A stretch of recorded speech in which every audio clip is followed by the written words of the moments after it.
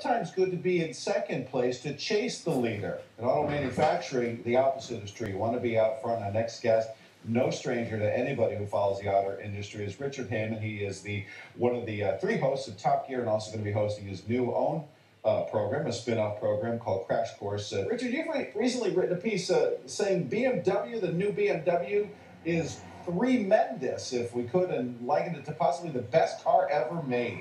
Is BMW just sort of in a league by itself here? Well, I think to a degree, yeah, you really could make a case for them being exactly that. I think all of a sudden, they've long since had that engineering pedigree, that sense of quality that it'll last. And, right now, that really matters, doesn't it? It's still going to be there in 10 years' time working.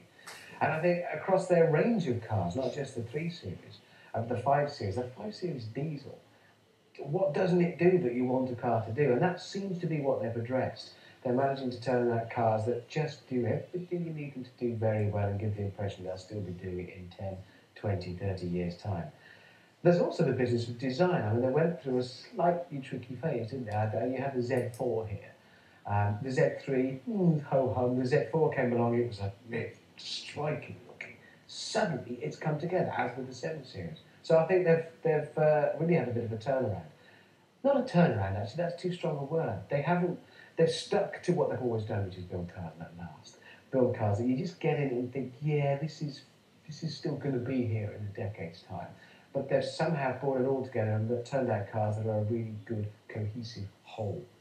There certainly are a lot of manufacturers, I kind of alluded to it, that are chasing BMW, looking to make clones, but they, every time they maybe clone the previous model, there's the new one that's coming out, and now the latest one is, I don't know what generation it is, but the 3 Series is kind of middle-aged now. It's like 35, almost 40 years old. Oh, yeah, absolutely. But it's not about cutting-edge, brand-new technology, breaking new ground, pushing things further. That's kind of not what their cars are about. Their cars are about doing what can be done, what's already known, but doing extremely well. And at no point when using one of these things, whether you're using it to go to work,